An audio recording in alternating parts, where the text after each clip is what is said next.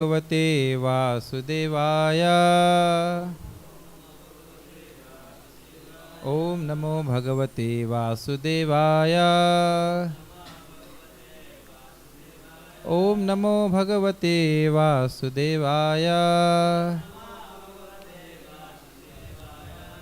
हम लोग पढ़ रहे हैं श्रीमद् भगवद गीता यथारूप से 12वां अध्याय भक्ति योग 5वां श्लोक। इस पे हम लोग श्रीला विश्वनाथ चक्रवर्ती ठाकुर की टीका को भी देखेंगे। उसका अनुवाद आप लोग देख पाओगे। उम्मीद है कि टीवी पर डिस्टर्बेंस नहीं आएगा। मेरे पीछे बोलिए। क्लेशोऽधिकतरस्तेषाम् अव्यक्तासक्त चेतसाम् अव्यक्ता ही गतिर्दुःखम् देहवद्भिरवाप्यते।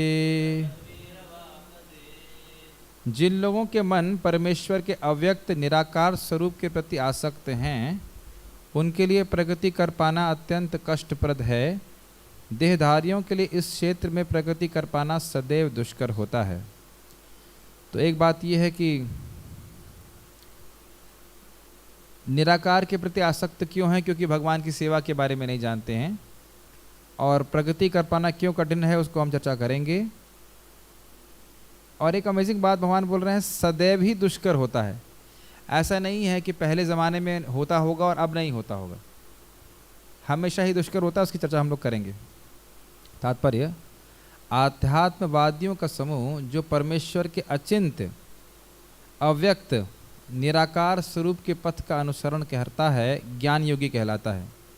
और जो व्यक्ति भगवान की भक्ति में रत रहकर पूर्ण कृष्ण भावनामृत में रहते हैं, वे भक्ति योगी कहलाते हैं। तो स्पष्ट है, तो आप जानते हैं किसके बारे में बात हो रही है। यहाँ को समझाना नहीं है। यहाँ पर ज्ञान योग तथा भक्ति योग में निश्चित अंतर बताया गया है। पहला अंतर क्या देखा आपने भक्ति योग में और ज्ञान योग में? साध्य की दृष्टि से क्या अंतर है भक्ति योग में और ज्ञान योग में? बोलिए। जो गोल है, साध्य है, उसमें क्या अंतर है? ज्ञानियों का साध्य क्या है? निराकार ब्रह्म। निराकार ब्रह्म। और भक्ति योग का साध्य क्या है? भगवान की सेवा। और भगवान की सेवा, भगवान का प्रेम। और साधन में क्या अंतर है? साधन में हम लोग श्रवण कीर्तन, भगवान की लीलाओं का श्रवण कीर्तन करते हैं, जो कि बहुत आसान है, क्योंकि हम दिन भर कुछ बोलते रहते हैं, सुनते रहते हैं, और उसी प्रवृत्ति को भगवान में समर्पित करना है।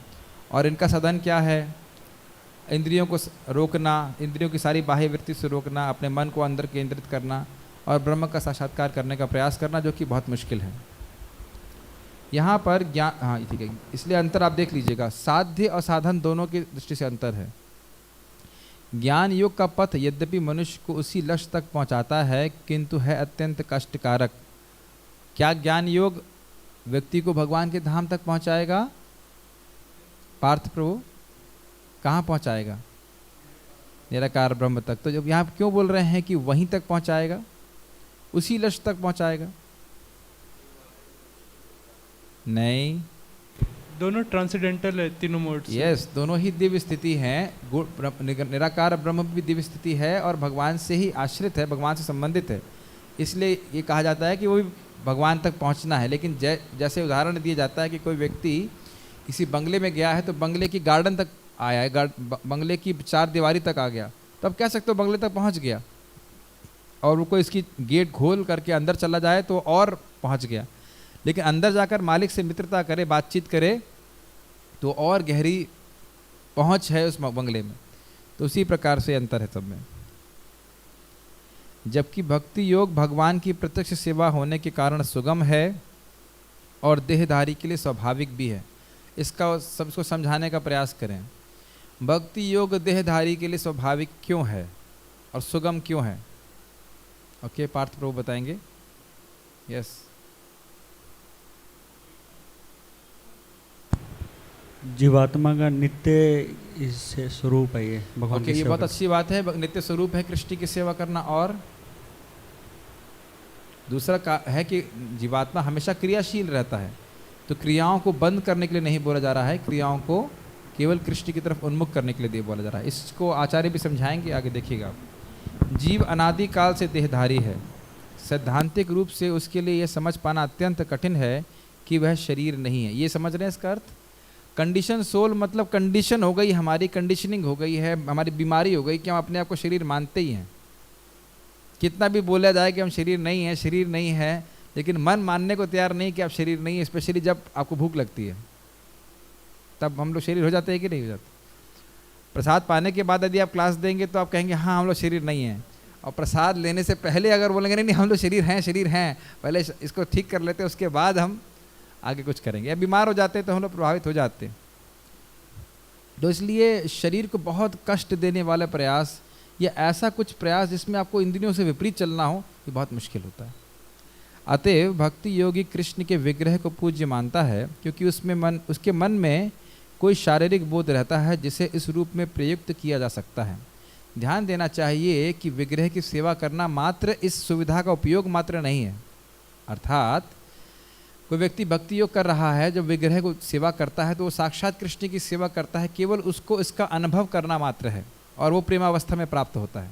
जब प्रेमावस्था होती है, भाव अवस्था होती है, तो व्यक्ति समझ पाता है कि भगवान के विग्रह की सेवा मैं साक्षात कर रहा हूँ भगवान के रूप में। मैं डायरेक्ट भगवान की सेवा कर रहा हूँ जब भगवान के विग्रह की सेवा कर रहा हूँ। पहले भी सेवा करता है लेकिन समझ में नहीं आता उसको, लेकिन उसके लिए करना बड़ा आसान है। अब ऐसे व्यक्ति का चिंतन करिए या ऐसे वस्तु का चिंतन करिए जिसका चिंतन नहीं किया जा सकता। ये आपने पहले हाथ खड़े कर दिए, सही बात है, बड़ा मुश्किल है। अब मैं बोलूं ऐसे वस्तु को खाइए जिसे खाया नहीं जा सकता, अब ये क्या बोल रहे हैं, इसको खा नहीं सकते, उसे कैसे खाने के लिए बोल रहे हैं, जिसको चिंतन नहीं कर सकते। ऐसी कौन सी वस्तु है जो अपरिवर्तनशील है? ऐसी कोई वस्तु आप जगत में देखते नहीं हो तो चिंतन कैसे करोगे? इसीलिए जो ट्रांसेंडेंटल मेडिटेशन वाले हैं वो कहते हैं शून्य का ध्यान करो। ब्रह्म जो है वो भी शून्य नहीं है, वो दिव्य है। ये बात समझना चाहिए, लेकिन उसका अनुभव कर पाना एक देहधारी के लिए बहुत मुश्किल है। निसंदेह मंदिर में परमेश्वर के स्वरूप की पूजा मूर्ति पूजा नहीं है। यही बात मैं समझा रहा था अभी आपको। ऐसा नहीं मान लेना चाहिए कि अरे भाई अब निराकार का ये उपासना नहीं कर पाते हैं तो आप साकार की उपासना करें। ये पता है आपको, भारत में बहुत बड़ी प्रचलित बात है कि लोग जब तक निराकार की उपासना नहीं कर पाते तब तक साकार की पूजा करो, और उसके बाद उच्चतर अवस्था है कि निराकार अवस्था में आप आ जाएंगे। ऐसा लोग सोचते हैं, लेकिन भगवान इस बात का खंडन कर रहे हैं। वैदिक साहित्य में साक्ष्य मिलता है कि पूजा सगुण तथा निर्गुण हो सकती है। मंदिर में विग्रह पूजा सगुण पूजा है, क्योंकि भगवान को भौतिक गुणों द्वारा प्रदर्शित किया जाता है, लेकिन भगवान के स्वरूप को चाहे पत्थर, लकड़ी या तैल चित्र जैसे भौतिक गुणों द्वारा क्यों ना अभिव्यक्त किया जाए, वे वास्तव में भौतिक नहीं होता। परमेश्वर की यही परम प्रकृति है। ये आप लोग सब जानते ही हैं, लेकिन थोड़ा समझाना जरूरी है, समझना आवश्यक है, क्योंकि भगवान की शक्ति है माया। इसलिए भगवान अपनी अंतरंग शक्ति के प्रभाव से भौतिक वस्तुओं में भी अपने चिन्मय शक्ति को प्रकाशित कर सकते हैं, चिन्मय स्वरूप को प्रकाशित कर सकते हैं। इस संबंध में क्या नाम है उनका, ऋतध्वज महाराज कोट कर रहे थे, कह रहे थे कि भगवान के जितने भी अवतार हैं वो उनके अर्चा अवतार में सम्मिलित हो जाते हैं ताकि जीवों पे कल्याण कर सकें। और इस चीज़ को प्रभुपाद जी समझाते हैं कि जो व्यक्ति बहुत पापी होता है वो भगवान को देख नहीं सकता। क्या आपको भगवान दिखते हैं? ऐसे नहीं दिखते। तो हमारे जीवन में पाप है, इस कारण से अशुद्धि है, इस कारण से हम नहीं देख पाते हैं। तो इस कारण से भगवान कृपा करके विग्रह के रूप में आते हैं ताकि समान व्यक्ति को भी साक्षात भगवान को देखने का मौका मिल जाए। ये भगवान की कृपा है। तो लोग सोचते हैं कि नहीं ये तो मूर्ति है। इसी प्रकार से जब भगवान आए थे आज से 5-4 साल पहले, साक्षात भगवान को देखना देवताओं के लिए भी मुश्किल है। कि कल मैं 10वें स्कंद में पढ़ रहा था, एक इंटरेस्टिंग बात है कि माता भूमि सत्यलोक नहीं गई थी ब्रह्मा जी के पास, वो वैराज ब्रह्मा के पास गई थी, जो मेरू पर्वत के ऊपर उनका जो ऑफिस है वहाँ पे गई थी। फिर वो वहाँ से ब्रह्मा जी जाते हैं क्षीर सागर के पास, और वहाँ पे भी उनको भगवान विष्णु के दर्शन प्राप्त नहीं होते। तो आप सोचिए कि भगवान विष्णु के दर्शन प्राप्त नहीं होते हैं इतनी आसानी से, मुश्किल से होते हैं, तो भगवान विष्णु के स्रोत कृष्ण के दर्शन कितनी मुश्किल से होते होंगे। थोड़ा विचार कीजिए कि भगवान कृष्ण स्वयं रूप कृष्ण ब्रह्मा जी के दिन में केवल एक ही बार आते हैं, अन्यथा भगवान विष्णु का ही दर्शन प्राप्त होता है, और वही बड़ी मुश्किल से होता है। तो सोचिए कृष्ण का दर्शन प्राप्त करना कितना मुश्किल है। लेकिन वही कृष्ण जब आज से 5-4 साल पहले आए तो लोग सोच रहे तो सामान्य मनुष्य है। उसी प्रकार से जब भगवान अपने विग्रह के रूप में आते हैं सोचते हैं तो मूर्ति है, और ये सब नारकीय बुद्धि है। ये अपराध है भगवान के प्रति। यहाँ पर एक मोटा उदाहरण दिया जा सकता है। सड़कों के किनारे पत्र पेटिकाएं होती हैं जिनमें यदि हम अपने पत्र डाल दें तो वे बिना किसी कठिनाई के अपने गंतव्य स्थान पर पहुंच जाते हैं, लेकिन यदि कोई ऐसी पुरानी पेटिका या उसकी अनुकृति कहीं देखे जो डाकघर द्वारा स्वीकृत ना हो तो उससे वही कार्य नहीं हो सकेगा। इस सबको आप लोग जानते हैं उदाहरण को, पोस्ट बॉक्स वाला उदाहरण है। इस संबंध में मैं एक उदाहरण और देता हूँ। मैं बाली में प्रचार कर रहा था तो वहाँ पे हमने कहा प्रभु जी 2000 रुपये का नोट लाइए, वहाँ पे 10,000 का नोट चलता है, 10,000 का नोट लाइए, दे दिया। उन्होंने कहा घबराइए मत, हम कुछ नहीं करेंगे। फिर हमने कहा लाइए थोड़ा समोसा लाइए, इस पर हम खाएंगे। नहीं नहीं नहीं, समोसा कैसे खाएंगे, इसके नोट वही है। आप प्राय आप पेपर कप लेते भी हैं, उस समोसा खाते भी हैं, तो क्या यहाँ पे अगर बात की जाए तो क्या 2000 के नोट के ऊपर 2000 का नोट चल रहा है क्या? हाँ 2000 चल रहा है ना, तो 2000 के नोट के ऊपर समोसा चटनी रख के खाएंगे? हम नहीं खाएंगे, क्योंकि वो पेपर गवर्नमेंट के द्वारा सत्यापित है। और आपको पता है जब डीमोनेटाइजेशन हुआ था तो उस पर रख के खा भी सकते थे आप। उस पेपर की कोई वैल्यू नहीं है क्योंकि सरकार के द्वारा वो मान्यता प्राप्त नहीं है। उसी प्रकार से भगवान का विग्रह क्योंकि शास्त्र अनुमोदित है, इस कारण से उससे हमारी सेवा भगवान को स्वीकार्य होती है। इस प्रकार ईश्वर ने विग्रह रूप में, जिसे अर्चा विग्रह कहते हैं, अपना प्रमाणिक वैध स्वरूप बना रखा है। यह अर्चा विग्रह परमेश्वर का अवतार होता है। देखिए, जो मिस्टेक नास्तिक लोग कर रहे थे कृष्ण को एक सामान्य मनुष्य मानने का, वही गलती भक्तों को भगवान के विग्रह के संबंध में नहीं करनी चाहिए। समझ रहे हैं मैं क्या बोल रहा हूं? क्या समझ रहे हैं? ओके।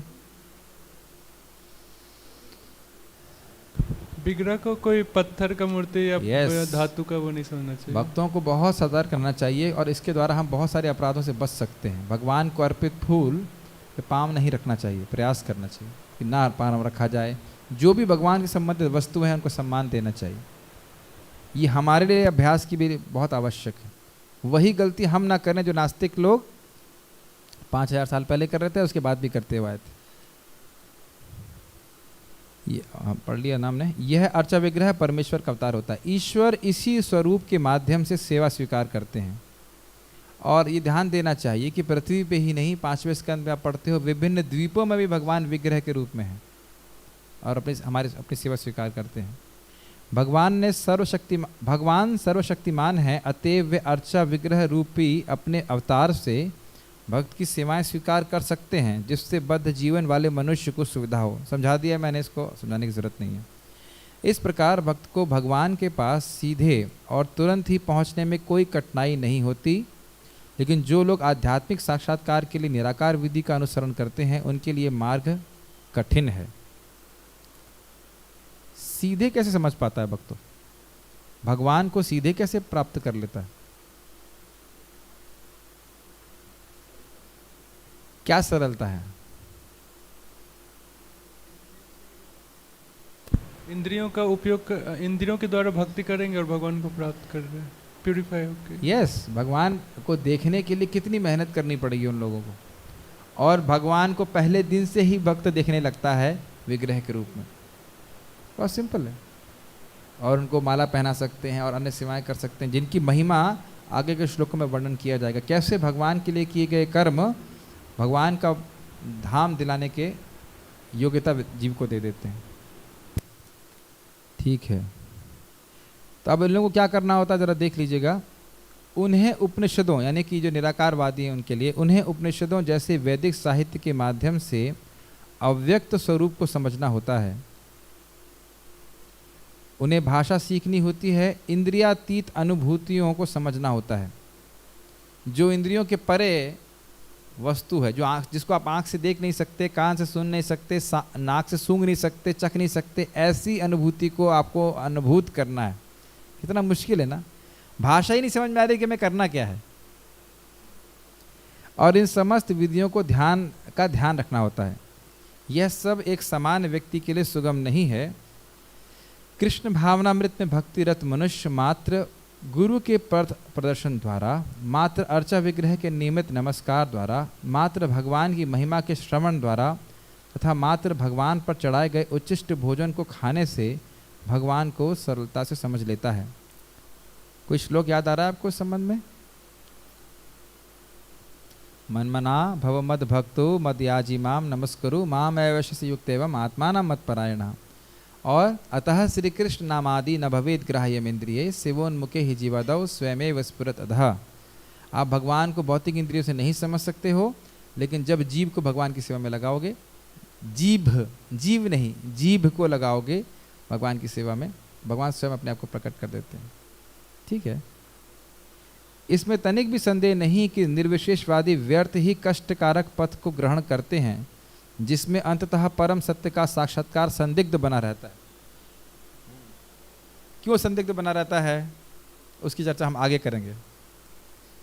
क्योंकि ब्रह्म साक्षात्कार पूर्ण साक्षात्कार नहीं है। आरूह्य करच्छेन परम पदम ततः पतंति नादृत युष्मात् पदांग्रह। इस परम पद को प्राप्त करने के बाद, ब्रह्म पद को प्राप्त करने के बाद भी गिरने की संभावना बनी रहती है, क्योंकि भगवान से संबंध स्थापित नहीं होता। किंतु सगुणवादी बिना किसी संकट, कष्ट या कठिनाई के भगवान के पास पहुंच जाते हैं। आगे आप इस सब का वर्णन होगा, कैसे अगर आपका मन नहीं भी लगता है, खाली इंद्रियां भगवान की सेवा में लगा रहे हैं, तो भी भगवान के पास पहुंच जाएंगे। ये सब आएगा। ऐसा ही संदर्भ श्रीमद् भागवत में पाया जाता है। यहाँ यह कहा गया है कि अंततः भगवान की शरण में जाना ही है। इस शरण जाने की क्रिया को भक्ति कहते हैं। तो यदि कोई ब्रह्म क्या है और क्या नहीं, इसी को समझाने का कष्ट आजीवन उठाता रहता है, तो उसका परिणाम अत्यंत कष्टकारक होता है। तो आप समझा सकते हो कि कष्टकारक क्यों होता है? फिर से समझाइए, माइक पे बोलिएगा। उसके ब्रह्म पद को प्राप्त करने के बाद भी नीचे गिरने की संभावना बनी रहती है। एक बात बिल्कुल सही। और ये तो साध्य अवस्था भी अनस्टेबल है, और साधन अवस्था में बड़ी मुश्किल है। विधि है वो भी कष्टकारक, बहुत कष्टकारक है। ऐसी चीज़ों का ध्यान करना है जिसको आप ध्यान ही नहीं कर सकते, बहुत मुश्किल है। ठीक है, और ये ध्यान देना चाहिए कि हमारा मन अविद्या के कारण, ग्रसित होने के कारण भौतिक भोगों में भी जाता है। ये बात आप समझ लीजिए। ऐसा नहीं है कि आप ब्रह्म का ध्यान कर रहे हैं तो इस जगत का, माया का ध्यान नहीं आएगा। जब भगवान का भजन करते हैं तब भी कितनी मुश्किलें आती हैं कि नहीं आती। और उस टाइम अगर व्यक्ति सोचे मैं एक जगह बैठ करके उस वस्तु का ध्यान करूं जो मेरे कल्पना के बियॉन्ड है, तो फिर माया का ध्यान आना और स्वाभाविक है। कुछ आप बोलना चाहते थे वीरभद्र? हाँ, वो लोग लाइट पे ध्यान करते हैं और कहते हैं कि अभी हम लाइट पे ध्यान कर रहे हैं, बाद में निराकार पे हम ध्यान करेंगे। पता नहीं। देखिए, ध्येय मतलब ध्यान की वस्तु, उसका रूप होना ही चाहिए। कैसे होगा निराकार का ध्यान, कुछ समझ में नहीं आता मेरे। ओके, अतएव यहाँ पर उपदेश दिया गया है कि आत्म साक्षात्कार के इस कष्टप्रद मार्ग को ग्रहण नहीं करना चाहिए, क्योंकि अंतिम फल अनिश्चित रहता है। आप एक चीज़ महसूस कर रहे हो कि जब छठे अध्याय में भगवान बोल रहे हैं कि असंशयम महाबाहो मनो दुर्निग्रहम चलम, कि निश्चित रूप से मन को कंट्रोल करना बहुत मुश्किल है, तो आपको ये समझ लेना चाहिए जब भगवान बोल रहे हैं तो कितना मुश्किल होगा मन को नियंत्रित करना। जब भगवान बोल रहे हैं कि मन को कंट्रोल करना मुश्किल है तो कितना मुश्किल होगा। उसी प्रकार से जब भगवान यहाँ बोल रहे हैं कि बहुत कष्टकारक है, तो वाकई कितना कष्टकारक होगा हम सोच नहीं सकते। हम तो उस पथ पे कभी चले ही नहीं हैं, भक्ति के प्रयास पे चल रहे हैं। उसमें ही 16 माला करने में लोगों को लगता है कि भाई पूरा परिवार सारा सब कुछ याद हो जाता है ना। 16 माला 64 माला कर दिया होता तो सब लोग ड्रॉप कर दिए होते, कोई भी नहीं आया होता। या 1 घंटा क्लास होता तो सोचते हैं आज नहीं होता क्लास तो कितना अच्छा होता, आज कितनी नींद आ रही है कि ओके। जीव शाश्वत रूप से व्यष्टि आत्मा है। व्यष्टि आत्मा अर्थात वो एक व्यक्ति रहता है, ऐसा नहीं है कि वो ब्रह्म में मिल जाएगा। ठीक है, और यदि वह आध्यात्मिक पूर्ण में तदाकार होना चाहता है तो वह अपनी मूल प्रकृति के शाश्वत सत तथा ज्ञेय यानी चित्त पक्षों का साक्षात्कार तो कर सकता है, लेकिन आनंदमय अंश की प्राप्ति नहीं हो पाती। आनंद की प्राप्ति जीव को कैसे हो सकती है, किसी को पता है? ओके, ठीक है, प्रभु जी ने बोल दिया भगवान की सेवा के द्वारा। सेवा के द्वारा ही जीव को सुख प्राप्त होता है और आनंद तब मिलता है जब भगवान की सेवा करता है। और इन 2 जगहों में, ब्रह्म और परमात्मा साक्षात्कार में भगवान की सेवा नहीं होती। ऐसे आध्यात्मवादी जो ज्ञान योग में अत्यंत विद्वान होता है, किसी भक्त के अनुग्रह से भक्ति योग को प्राप्त होता है। ये प्रभुपाद समझा रहे हैं, बहुनाम जन्मनाम अंते ज्ञानवान माम प्रपद्यते। कब प्रपत्ति होगी? जब भक्तों का संग उसे प्राप्त होगा। एक जगह प्रभुपाद लिखते हैं, शायद यही होगा, इंग्लिश में लिखते हैं, he has to wait for the mercy of a devotee. शायद इंग्लिश में इसका यही होगा, आप लोग देख सकते हैं। इस समय निराकारवाद का दीर्घ अभ्यास कष्ट उसकी आध्यात्मिक आनंद में आत्मिक या स्व की प्रकृति के विरुद्ध है। ये समझ में आई आपको लाइन? प्रभुपाद उसको समझाते हैं कि अगर आप एक रूम में बैठे हैं तो अकेले कब तक बैठे रहेंगे? खाना दे दी जाए, बाथरूम भी हो, सब कुछ हो, अकेले कब तक बैठे रहेंगे? हमें संबंध चाहिए, संबंधों के अनुसार लोग मित्र चाहिए, उनसे बातचीत करने के लिए चाहिए। ऐसे ही अगर आप ब्रह्म में चले गए तो ठीक है, कोई कष्ट नहीं है, लेकिन कोई संबंध भी तो नहीं है, किससे बात करेंगे? तो ऐसी इसी कारण से वो संबंध वहाँ मिलने ना मिल पाने के कारण व्यक्ति भौतिक जगत में आ जाता है। और प्रभुपाद इसको फर्स्ट कैंटो के फर्स्ट श्लोक में बताते हैं, फर्स्ट चैप्टर के, कि जो निराकारवादी हैं ये लोग भौतिकतावाद को बढ़ाते हैं। आपको याद है ये बात, हम लोगों ने चर्चा किया था। यस, मनुष्य को चाहिए कि इस विधि को ना अपनाए। किस विधि को ना अपनाए वीरभद्र को? निराकार को। प्रत्येक जीव के लिए कृष्ण चेतना की विधि श्रेष्ठ मार्ग है, जिसमें भक्ति में पूरी तरह व्यस्त रहना होता है। वीरभद्र, उसका अर्थ क्या है? भक्ति में पूरी तरह व्यस्त रहने का अर्थ क्या होता है? माइक पे बताइएगा। क्या पूरा दिन हम हरि नाम जप ही करते रहें? मतलब हमारा जो साधना है वो भी अच्छा से करे, उसके बाद कुछ फिजिकल सेवा भी करे, इंद्रियों से इंद्रिय की अधीश्वर की सेवा करे। यस, ये इंद्रियों से अपने भगवान, इंद्रियों के स्वामी भगवान, क्या नाम उनका?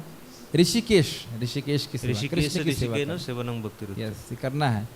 और इस सब की महिमा आपको आगे समझ में आएगी कि हाथ पैरों से भी जो सेवा की जाती है, मंदिर का मार्जन किया था, उसका क्या लाभ है। आज तो नहीं कर पाएंगे, आगे के श्लोकों में करेंगे। यदि कोई भक्ति की अपेक्षा करना चाहता है तो नास्तिक होने की ये उपेक्षा होना चाहिए।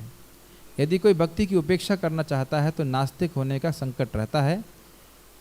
अतएव अव्यक्त विषयक एकाग्रता की विधि को, जो इंद्रियों की पहुँच के परे है, जैसा कि श्लोक में पहले कहा जा चुका है, इस युग में प्रोत्साहन नहीं मिलना चाहिए। भगवान कृष्ण ने इसका उपदेश नहीं दिया है, तो भगवान नहीं कह चाहते हैं अब हम ऐसा करें। श्रील विश्वनाथ चक्रवर्ती ठाकुर की टीका को हम देखेंगे। यह श्लोक उनके थोड़े निम्न स्तर का वर्णन करता है। किनके? जो लोग अव्यक्त में आसक्त हैं, जो लोग केवल ब्रह्म के प्रति आसक्त होते हैं, और केवल ब्रह्म नहीं होना चाहिए, ब्रह्म का ही साक्षात्कार करने की इच्छा रखते हैं, वे अपने लक्ष्य को प्राप्त करने में अत्यधिक कठिनाइयों को प्राप्त होते हैं, क्योंकि वो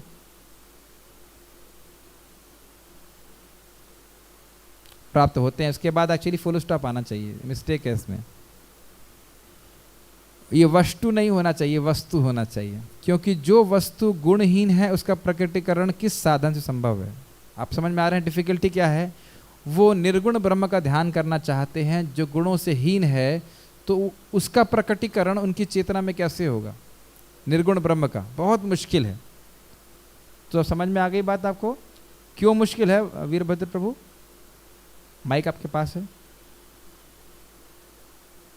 अत्यधिक कठिनाइयों का अनुभव इसलिए करते हैं क्योंकि वो निर्गुण ब्रह्म का ध्यान करना चाहते हैं जिसमें कोई गुण नहीं है, और हमेशा हम ध्यान गुणों का करते हैं, रूप का करते हैं। ये बात समझाई जा रही है।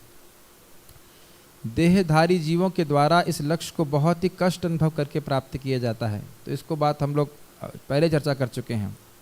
ये इंटरेस्टिंग है। इंद्रियों के पास शक्ति होती है कि एक विशिष्ट प्रकार के ज्ञान को ग्रहण करने की, जैसे ध्वनि, लेकिन ऐसी वस्तु जिसमें गुण नहीं हो उसको पकड़ पाने की शक्ति इंद्रियों में नहीं होती। आप मेरी बात सुन रहे हैं? आसान है। आप लोग हवा का अनुभव कर रहे हैं अपनी त्वचा से? क्या आप टीवी पे कुछ देख रहे हैं? श्लोक देख रहे हैं, पिक्चर नहीं देख रहे आप, श्लोक देख रहे हैं, तो क्या ये सब आसान है या नहीं है? अब आप लोग आंखें बंद करिए और आप लोग निर्गुण ब्रह्म का ध्यान करिए जो सारे गुणों से हीन है। और क्या ध्यान आएगा? जैसे महाराज बता रहे थे, ये व्यक्ति ध्यान शिविर में गया, वो किसान था, तो बाद में महाराज जी पूछे उसको, तुमने क्या ध्यान किया? तो कहते मैं ट्यूबवेल चला के आ गया था खेत में, उसका ध्यान कर रहा था कि मेरा पानी बह रहा होगा वहाँ पे खेत पे। तो ऐसे ध्यान चलता रहता है, ऐसे बहुत सारे लोगों को दिव्य मेडिटेशन सिखाते हैं, ट्रांसेंडेंटल मेडिटेशन, और चुपचाप बैठ करके वो कुछ ध्यान कर रहा है, क्या मालूम चले क्या ध्यान कर रहा है। मोस्टली वो ध्यान कर रहा होगा आज मेरे एग्जाम में नंबर कितने आएंगे, कैसे मैं पढ़ाई करूँगा, टीचर ने मुझको डांट दिया, ऐसे बहुत सब ध्यान चलता रहेगा। लेकिन हरे कृष्णा बोलेगा तो मालूम चलेगा ना कि हरे कृष्णा कर रहा है। ठीक है, तो ये समझ में आया डिफिकल्टी क्या है। इंद्रियों के पास सहज शक्ति है वस्तुओं को पकड़ने की, जिनके पास गुण है, लेकिन जो निर्गुण वस्तु उसको कैसे पकड़ेंगे आप। ठीक है, इस कारण से इंद्रियों को रोकना आवश्यक होता है उनके लिए जो निर्विशेष ब्रह्म का ज्ञान प्राप्त करने के इच्छुक होते हैं। मतलब इंद्रियों को अपने सारे बाह्य विषयों से रोकना जो कि बहुत मुश्किल है, और उसको आंतरिक रूप से केंद्रित करने का प्रयास करना बहुत मुश्किल है। परंतु इंद्रियों को रोकना नदियों को रोकने के समान है। कि नदियों को रोक सकते हैं? इंद्रियों को रोकना बहुत मुश्किल है, और उसको सनत कुमार कहते हैं। भागवत का श्लोक है, मेरे पीछे बोलिए। यद पाद पंकज, मेरे पीछे बोलिएगा, गाने का स्पेशल तरीका है इसका। यद पाद पंकज पलाश विलास भक्त्या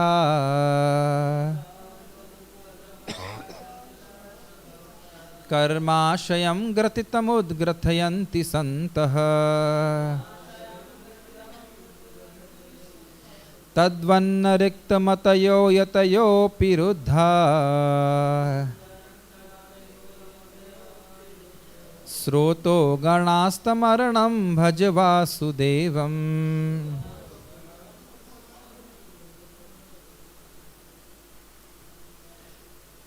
जो भक्तजन नित्य ही भगवान के चरण कमलों के अंगुष्ठ की सेवा में लगे रहते हैं। क्या अर्थ है इसका? लोटस फीट, लोटस फीट भी लोटस टो, ठीक है। वे सकाम कर्म की जोर से बंधी गांठ जैसी इच्छाओं को सरलता से लांघ जाते हैं। इसको समझ लेना चाहिए। कुछ फल प्राप्त करने की इच्छा बड़ी प्रबल होती है, तो कोई बात नहीं, आप फल प्राप्त करने की इच्छा को, उस कर्म करने की इच्छा को भगवान को समर्पित कर दो। आप खाना बनाना चाहते हो, भगवान के लिए बनाओ। गाना चाहते हो, भगवान के लिए गाओ। चेंज करने की जरूरत नहीं है। उस नदी का प्रभाव भगवान की तरफ मोड़ दीजिए। इंद्रियों का जो वेग है, क्योंकि ऐसा कर पाना दुसाध्य है, अतः अभक्त जन, ज्ञानी तथा योगी इंद्रिय तृप्ति की तरंगों को रोक पाने का प्रयास करके भी ऐसा नहीं कर पाते। इस लाइन का अर्थ समझ रहे हैं? अभक्त जन जो हैं अपनी इंद्रियों को रोकने का प्रयास करते हैं, लेकिन जैसे ही थोड़ा सा इंद्रिय भोग मिलता है तुरंत वो गिर जाते हैं, जैसे कि विश्वामित्र, सौबारी मुनि भी। अतः तुम्हें आदेश है कि तुम वसुदेव के पुत्र श्री कृष्ण की भक्ति में लग जाओ। क्यों? क्योंकि इसके द्वारा जीव को ऐसा इंद्रिय सुख मिलता है कि फिर छोटे निम्न इंद्रिय सुख को भूल जाता है। आप समझ सकते हो कि इंद्रियों, आज तक कोई व्यक्ति नदियों को रोक नहीं पाया है। किसी भी नदी को रोका नहीं जा सका है। नदी सहज रूप से समुद्र की तरफ बहती है, तो उसको थोड़ा कोर्स चेंज कर दिया जाए। कोर्स मतलब उसका जो बहाव का क्षेत्र है वो परिवर्तित कर दिया जाए और वो समुद्र की तरफ चली जाए, तो बहुत बढ़िया है। तो समुद्र को भगवान कृष्ण से कंपेयर किया गया है। अगर हमारी जो इंद्रियों का वेग है भगवान की तरफ जाता है, तो सहज रूप से हम लोग मुक्त हो जाते हैं, हमें प्रयास नहीं करना पड़ता। क्या इस श्लोक को आप लोग समझ पा रहे हो? क्या कोई कठिनाई हो रही है? ठीक है। दूसरा श्लोक, कृच्छ्रो महानिह भवार्णवम अप्लवेशाम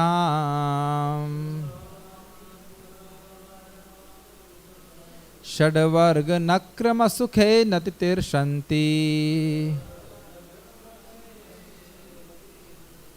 तत्वं हरेर्भगवतो भजनीयमङ्घ्रिम् कृत्वोडुपं व्यसनमुत्तरदुस्तरार्णम्। अज्ञान के सागर को पार करना अत्यंत कठिन है, क्योंकि इसमें अनेक भयानक मगरमच्छ भरे पड़े हैं। मगरमच्छ का मतलब क्या हो सकता है? पता नहीं। नहीं, क्रोकोडाइल तो समझता हूँ, लेकिन मतलब ये तो काव्यात्मक भाषा है, लेकिन इसका अर्थ क्या है समझ में नहीं आता। अभी नहीं, मैंने देखा नहीं, इसका मतलब तात्पर्य नहीं देखा। हाँ, भौतिक इच्छाएं हैं, यही तो मैं समझ सकता हूँ। जो भक्त नहीं हैं वे इस समुद्र को पार करने के लिए कठिन तपस्या करते हैं, किंतु हम तुम्हारे लिए बता रहे हैं कि तुम एकमात्र भगवान के चरण कमलों का आश्रय लो। वे समुद्र को पार करने के लिए नाव के समान है। ये एक इंटरेस्टिंग है कि कोई व्यक्ति अगर तैर रहा हो, चलो तैर रहा है, बहुत एक्सपर्ट भी, तो कितना तैरेगा, और तैर रहा है इतने में कोई शार्क आ जाए या मगरमच्छ आ जाए तो खा जाएगी उसको। लेकिन कोई अगर शिप पे बैठा है तो उसको कोई मेहनत नहीं करनी है, खाली शिप पे बैठे रहना है, नीचे कूदना नहीं है, और शार्क से भी बचेगा और वो समुद्र पार कर जाएगा। और समुद्र पार करने के लिए खुद तैरने की कौन सी व्यवस्था अच्छी है? कोई किया है आज तक पैदल, सॉरी अपने खुद से तैर करके सागर पार किया हो? कोई मूर्ख ही ऐसा व्यक्ति विचार करेगा, है ना? तो इसलिए हर व्यक्ति अगर सागर को पार करना चाहता है तो वो एक नाव, एक सुदृढ़ नाव की शरण लेता है। वो नाव जो है भगवान श्री कृष्ण के चरण है। किंतु भगवान के चरण का, हाँ हमने पढ़ लिया इसको, यह साध्य जो बहुत कठिनाई के बाद प्राप्त होता है वह भी भक्ति के सम्मिश्रण से ही प्राप्त होता है। यहाँ ये बात बोल रहे हैं कि अगर कोई व्यक्ति निर्विशेष ब्रह्म की प्राप्ति भी करना चाहता है तो उसको भक्ति का आश्रय लेना पड़ेगा। केवल ज्ञान का आश्रय लेगा तो वो निर्विशेष ब्रह्म की प्राप्ति भी नहीं कर पाएगा। और इसको बता रहे हैं, भगवान कृष्ण की भक्ति के बिना ब्रह्म के उपासक को केवल दुख प्राप्त होता है, ब्रह्म भी प्राप्त नहीं होता। क्लेशोदिकतरस तेषाम को बता रहे हैं श्रील विश्वनाथ चक्रवर्ती ठाकुर की ऐसा नहीं है कि चलो भाई क्लेश उठाया तो ब्रह्म की प्राप्ति हो गई। क्लेश ही प्राप्त होगा, ब्रह्म भी प्राप्त नहीं होगा। ये सुना है श्लोक आपने? ब्रह्मा जी कहते हैं, तेषामसौ क्लेशल एव शिष्यते नान्यद यथा स्थूल तुषावघातिनाम। पढ़ेंगे अनुवाद? आप ही पढ़िए। हाँ पढ़िए। यस। जिस तरह थोथी भूसी को पीटने से अन्न गेहूं नहीं मिलता, उसी तरह जो केवल चिंतन करता है उस आत्म साक्षात्कार नहीं हो पाता, उसके हाथ केवल क्लेश लगता है। ये श्रीमद् भागवतम के 10वें स्कंद के 14वें अध्याय के 4था श्लोक है, श्रीमद् ब्रह्मा जी की उक्ति है।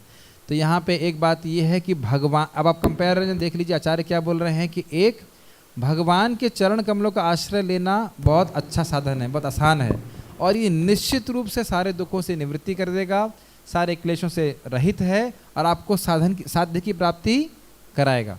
ये स्पष्ट हो गया। दूसरा, अगर हम केवल ब्रह्म का अनुसंधान कर रहे हैं और भक्ति नहीं कर रहे हैं तो ब्रह्म की प्राप्ति भी नहीं होगी और केवल क्लेश हाथ लगेगा। जैसे ढेकी बोलते हैं महाराज, ढेकी समझते हैं? चावल को कूटते थे तो उसमें से चावल का छिलका अलग निकल जाएगा और चावल आ जाएगा अलग। अगर आप केवल छिलके को कूटेंगे तो क्या होगा?